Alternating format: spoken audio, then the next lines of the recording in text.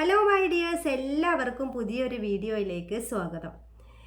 പല രക്ഷിതാക്കളും അതോടൊപ്പം തന്നെ പല അധ്യാപകരും പരാതി പറയുന്ന ഒരു കാര്യമാണ് നമ്മുടെ മക്കൾ അനാവശ്യമായിട്ടുള്ള ആക്ഷൻസും അനാവശ്യമായിട്ടുള്ള വാക്കുകളും ഉപയോഗിക്കുന്നുണ്ട് എന്നുള്ളത്. എപ്പോഴും നമ്മൾ പാരൻസ് ആയിക്കൊള്ളട്ടെ, ടീച്ചേഴ്സ് ആയിക്കൊള്ളട്ടെ, ഈ ഒരു വാക്കുകൾക്ക് മുമ്പിൽ പതറിപ്പോവാറുണ്ട്. ഇവർക്ക് എങ്ങനെ ഇത് തിരുത്തി കൊടുക്കണമെന്നോ, മേ ബി ആ വാക്കുകൾ യൂസ് ചെയ്യുന്ന, ആ ആക്ഷൻസ് യൂസ് ചെയ്യുന്ന ആ കുട്ടികൾക്ക് പോലും അറിയുന്നുണ്ടാവില്ല അവർ തെറ്റായിട്ടുള്ളൊരു മെസ്സേജാണ് പാസ് ചെയ്യുന്നത് എന്നുള്ളത്. പല ആക്ഷൻസും നമ്മൾ രക്ഷിതാക്കൾക്കും നമുക്ക് അധ്യാപകർക്ക് പോലും അറിയില്ല ഇതിൻ്റെ അർത്ഥം എന്താണ് എന്നുള്ളത്. ചില ആക്ഷൻസൊക്കെ കുട്ടികൾ കാണിക്കുമ്പോൾ ഇതിന് ഇങ്ങനെയും ചില മീനിങ്സ് ഉണ്ടോ എന്ന് പോലും നമ്മൾ സംശയിച്ച് പോവാറുണ്ട്, ഇല്ലേ?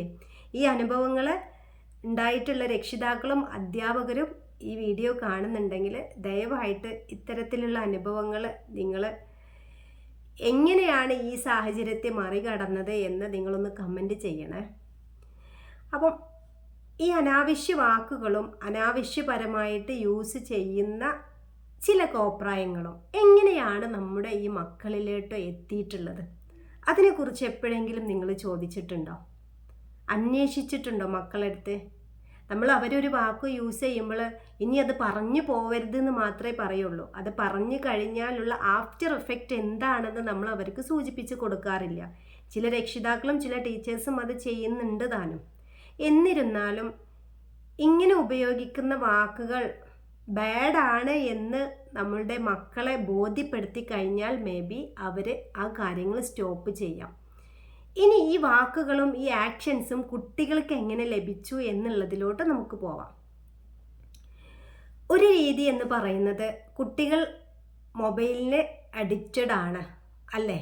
നമ്മൾ കാണാത്തതും നമ്മൾ കേൾക്കാത്തതുമായിട്ടുള്ള പല കാര്യങ്ങളും സോഷ്യൽ മീഡിയ വഴിയോ അവർക്ക് കിട്ടുന്നുണ്ട്.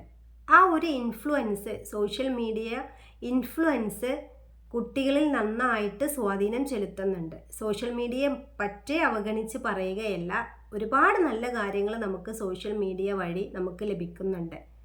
എന്നിരുന്നാലും ചില നെഗറ്റീവായിട്ടുള്ള കാര്യങ്ങൾ കൂടി ഇതിൻ്റെ പിറകു വശത്തുണ്ട്.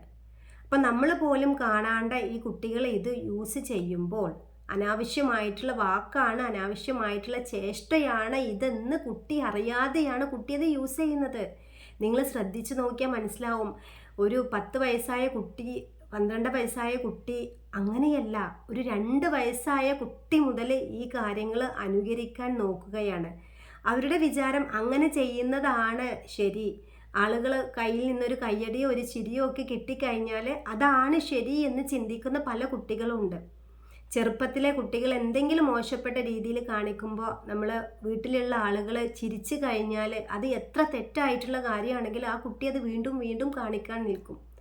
ആ ഒരു രീതി ഇവിടെ ആവർത്തിക്കുന്നത് കൊണ്ട് തന്നെ കുട്ടികൾ ഇത്തരം ചേഷ്ടകളും ഇത്തരം വാക്കുകളും അവരുടെ ജീവിതത്തിലുടനീളം അവർ ഉപയോഗിക്കുകയാണ്. മറ്റൊരു സാധ്യത എന്ന് പറയുന്നത് സമൂഹത്തിൽ നിന്ന് കേട്ട് ശീലിക്കുന്നതാണ്.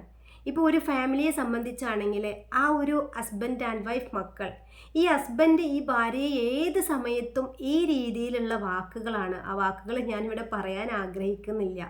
അത്രയും മോശപ്പെട്ട വാക്കുകൾ വിളിച്ച് ഭാര്യയെ അഭിസംബോധന ചെയ്യുന്ന എത്രയോ ആണുങ്ങളുണ്ട്, ഇല്ലേ? ഉണ്ട്, നിങ്ങൾക്ക് അനുഭവം ഉണ്ടാവും. അതായത് മക്കളുടെ മുമ്പിൽ നിന്നാണെങ്കിലും മക്കളില്ലാത്ത സമയത്താണെങ്കിലും ഇത്തരം വാക്കുകൾ യൂസ് ചെയ്യുന്നത് തെറ്റായിട്ടുള്ള കാര്യം തന്നെയാണ്. പിന്നെ മക്കളുടെ മുമ്പിൽ വെച്ച് പറയുകയാണെങ്കിൽ അവരും ഇത് സ്വാഭാവികമായിട്ടും അവരുടെ ജീവിതത്തിലും ഇത്തരം വാക്കുകൾ ഉപയോഗിക്കാൻ വേണ്ടിയിട്ട് ശീലിക്കും. നമ്മൾ നേരത്തെ ആദ്യം ചെയ്ത വീഡിയോയിൽ നിങ്ങൾ കണ്ടിട്ടുണ്ടാവും, നമ്മൾ എന്താണോ പറയുന്നത് അത് തന്നെയാണ് നമ്മുടെ മക്കളും അനുകരിക്കുന്നത്. ഇനിയിപ്പോൾ ഹസ്ബൻഡ് വൈഫിനെ വിളിക്കുന്നത് മാത്രമല്ല, ചില വൈഫുമാരുണ്ട് മോശപ്പെട്ട സംസാരങ്ങൾ ഭർത്താക്കന്മാരെ വിളിക്കുന്നത്. മോശപ്പെട്ട രീതിയിലുള്ള വാക്കുകളും മോശപ്പെട്ട രീതിയിലുള്ള ചേഷ്ടകളും പരസ്പരം പാർട്ട്നേഴ്സ് അങ്ങോട്ടേക്കും ഇങ്ങോട്ടേക്കും പറയുമ്പോൾ അത് കേൾക്കുന്ന മക്കൾ ആദ്യം അവരൊരു രസത്തിന് എന്തപ്പം ഇങ്ങനെ ഉപയോഗിച്ചാൽ ഉണ്ടാവുക എന്ന് അറിയാൻ വേണ്ടിയിട്ട് ജസ്റ്റ് ഒന്ന് അവർ ഫസ്റ്റ് പറഞ്ഞു നോക്കും. പിന്നെ അതായത് ഈ മക്കൾ ഇതാണ് 24 മണിക്കൂറും കേൾക്കുന്നത് എങ്കിൽ സ്വാഭാവികമായിട്ടും ആ മക്കളുടെ സബ് കോൺഷ്യസ് മൈൻഡിൽ അത് പതിയുകയും ഇത് ബൈ പ്രോഡക്റ്റ് ആയിട്ട് നാളെ അവർ സമൂഹത്തിലുള്ള ബാക്കിയുള്ള ആളുകൾക്ക് പാസ് ചെയ്യുകയും ചെയ്യാണ്. അപ്പോൾ ഇവിടെ ശ്രദ്ധിക്കേണ്ടത് ആരാണ്? രക്ഷിതാക്കളായിട്ടുള്ള നമ്മുടെ സമൂഹത്തിലുള്ള ഓരോ വ്യക്തിയും ശ്രദ്ധിച്ചു കഴിഞ്ഞാൽ ഈ മോശപ്പെട്ട വാക്കുകളിൽ നിന്നും നമ്മുടെ കുട്ടികളെ തീർച്ചയായിട്ടും രക്ഷിച്ചെടുക്കാൻ വേണ്ടിയിട്ട് പറ്റും. സത്യമായിട്ടുള്ള കാര്യമാണ്. നിങ്ങളൊന്ന് പരീക്ഷിച്ച് നോക്കണം. ഈ വാക്കുകൾ ഉപയോഗിക്കുന്ന കുട്ടികളോട് നിങ്ങൾ ഡയറക്റ്റ് പറയുക, ഇങ്ങനെ മോശപ്പെട്ട രീതിയിലുള്ള വാക്കുകൾ നിങ്ങൾ ഉപയോഗിക്കരുത്. ഇപ്പം എൻ്റെ മക്കളൊക്കെ സ്കൂളിൽ നിന്ന് വരുമ്പോൾ അവർ ചില വാക്കുകളൊക്കെ പറയും, ഇന്ന കുട്ടി ഈ കാര്യം പറഞ്ഞു, ഈ കുട്ടി ഈ കാര്യം പറഞ്ഞു. അപ്പം ഞാൻ അവർക്ക് പറഞ്ഞു കൊടുക്കൽ എന്താണ്, ഡയറക്റ്റ് അവരടുത്ത് പറയലാണ്, ഈ രീതിയിൽ ഉപയോഗിക്കാൻ പാടില്ല, ഇത് തെറ്റായിട്ടുള്ള കാര്യമാണ്.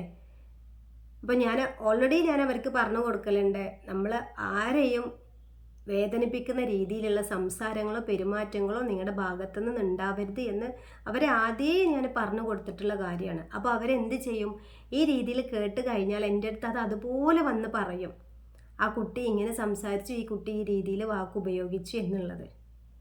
അപ്പം നമ്മൾ ശ്രദ്ധിച്ച് കഴിഞ്ഞാൽ നമ്മുടെ മക്കളെ ഒരു പരിധി വരെയെങ്കിലും നമുക്ക് ഈ കാര്യത്തിൽ നിന്ന് അകറ്റി നിർത്താൻ വേണ്ടിയിട്ട് പറ്റും.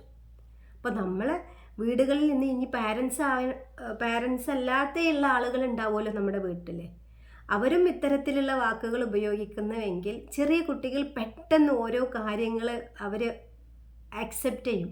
അത് അവർ പോലും അറിയാതെ അവരെ ജീവിതത്തിൻ്റെ ഭാഗമാക്കി മാറ്റും. അപ്പോൾ നമ്മൾ രക്ഷിതാക്കളും വീടുകളിലുള്ള ആളുകളും ശ്രദ്ധിച്ചു കഴിഞ്ഞാൽ തന്നെ ഈ രീതി കുട്ടികൾ തുടരുന്നത് നമുക്ക് തീർച്ചയായിട്ടും മാറ്റിയെടുക്കാൻ വേണ്ടിയിട്ട് പറ്റും. അപ്പോൾ അതിനായിട്ട് നിങ്ങൾ ചെയ്യേണ്ടുന്ന കാര്യം ഒന്നുകൂടി ഓർമ്മപ്പെടുത്തുക, കുട്ടികളുടെ സോഷ്യൽ മീഡിയ അമിതമായിട്ടുള്ള ഉപയോഗം നിങ്ങൾ കുറക്കുക. നിങ്ങളുടെ ഒരു ശ്രദ്ധ കുട്ടികളുടെ കൂടെ എപ്പോഴും ഉണ്ടാവുക.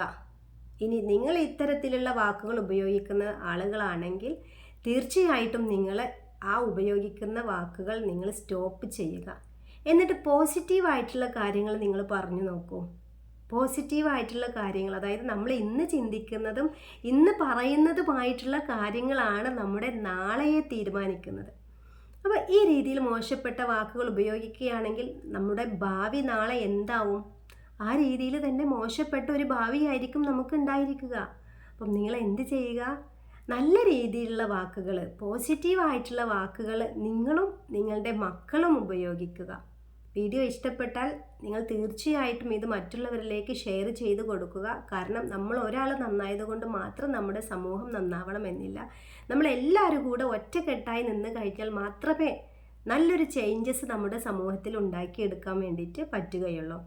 അപ്പോൾ ചാനൽ സബ്സ്ക്രൈബ് ചെയ്യാതെയാണ് നിങ്ങൾ ഈ വീഡിയോ കാണുന്നതെങ്കിൽ തീർച്ചയായിട്ടും നിങ്ങൾ ചാനൽ സബ്സ്ക്രൈബ് ചെയ്യുക.